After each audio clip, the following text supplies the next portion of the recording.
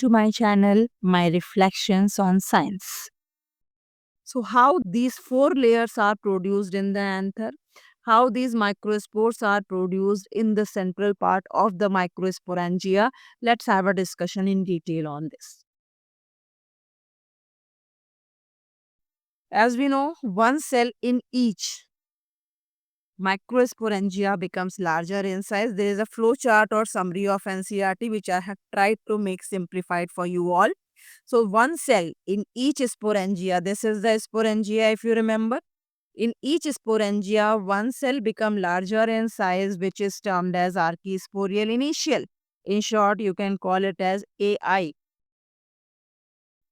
This archisporial initial will be dividing by a transverse division by mitosis obviously will divide to form two cells. The outer cell is called as primary parietal cell which is present on the periphery. Now this parietal cell will be dividing in all possible planes and what it is making? It is making the four wall layers which you can see in the above diagram. Here you have seen there are four wall layers present in the anther. These four wall layers are, first layer is called as epidermis, which consists of single layer of barrel-shaped cells compactly arranged without any intercellular space. So, obviously it is providing protection. The second layer lies just below the epidermis and consists of transverse thickening.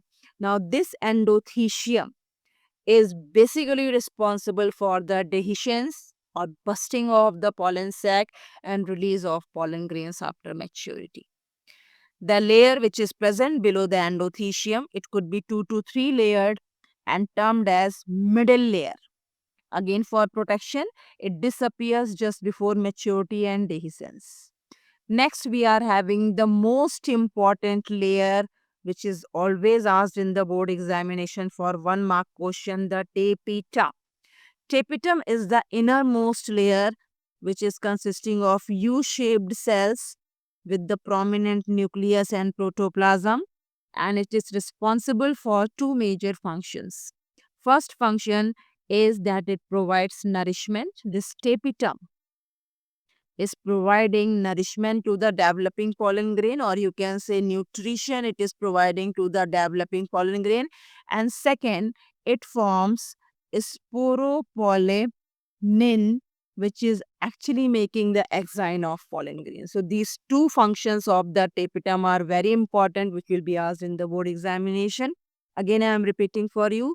There are two roles of the tapetum. First, it is providing nutrition to the developing pollen grains. And second, it forms a very tough material which is called as sporopollenin, which is making exine of the pollen grains. Again, another question is on the sporopollenin, which is the toughest material found in the plant. That is the sporopollenin. It helps in the preservation of pollen grains for longer duration. Clear? Now, how these pollen grains are produced, these four wall layers are clear, I guess. Now, let's proceed with the inner cell, which is produced as the primary sporogenous cell over here. Now, this primary sporogenous cell, as the name is there, sporogenous. So, this sporogenous cell is a single cell which will divide by mitosis because meiosis occurs only once in the mother cell. So rest all the divisions, whatever are occurring over here will be mitosis or simple division you may write. So if you are confused with mitosis and meiosis, better you don't use the term mitosis, just write simple division. So this sporogenous cell will divide and will produce the mass of the diploid cells which is termed as sporogenous tissue. Now each cell of this sporogenous tissue which you have seen in the diagram of NCERT book, that these cells are called as sporogenous tissue. Now each cell of the sporogenous tissue is converted to the prominent nuclei, and now this nuclei will be termed as what? The pollen mother cell. It is called as pollen mother cell or could be termed as the microspore mother cell.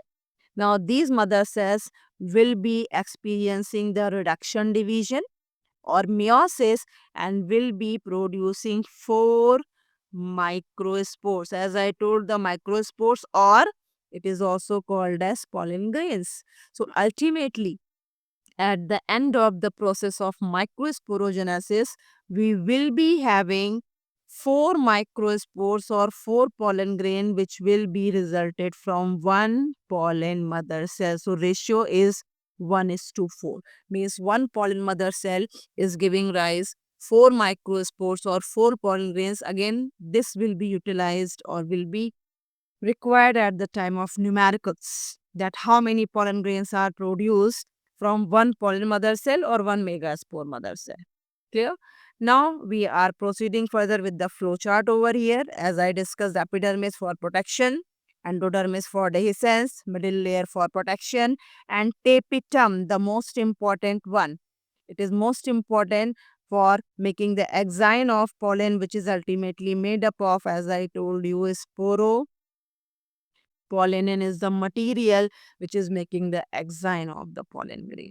And here in the pollen mother cell, we are having reduction division or meiosis, which will be resulting the four pollen grains which will be held together in various pattern. If it is present in this way, like all the four pollen grains are present one upon another, it is called as linear.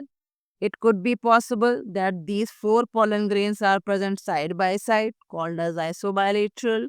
If these are present in this way, it is called as T-shape. Or could be possible that three pollen grains are present on inner side and one is present on the top of that, tetrahedral. So at the end of microsporogenesis, we are having four pollen grains attached with each other, so termed as pollen tetrad. Once this process is over, then we need the male gametes inside the pollen grain. So next process what we have to discuss in detail, that is development of male gametophyte. Male gametophyte we have to study till the three-celled stage. As we know, each pollen grain initially consists of just one nucleus and two wall layers. In diagram also you can see the outer layer of the pollen grain is called as exine, which is made up of sporopollenin. The inner layer is called as intine, which is made up of tactocellulose and making the pollen tube. So role of exine is what? Again, the role of exine is protection. At some places, exine is incomplete, and that is making one structure which is called as germ pore, from where the pollen tube is emerging out. Now, this germ pore is the passage for the exit of pollen tube, whereas this intine is responsible for the formation of or extension of the pollen tube. So, pollen tube is coming out as the extension of intine. We know that each pollen grain consists of one haploid nucleus. So what happens with this nucleus? Let's have a look. This haploid nucleus initially comes at the base, and this single diagram, if you remember, the first cell stage of the pollen grain consists of one single nuclei which will be coming at the base. It divides unequally and produces two cells. The larger cell is called as vegetative cell, and the smaller lens shape, this is lens shaped cell, which is called as generative cell. Now, this is termed as the two-celled stage. Please mind it. Now, when this generative cell will divide, again simple division or mitosis, it will be producing the two small nuclei, and these two nuclei are nothing else but the male gametes. So ultimately, at the end of the development of male gametophyte, we are getting two male gametes and one tube nucleus in the pollen grain, and this stage is called as three-celled pollen grain.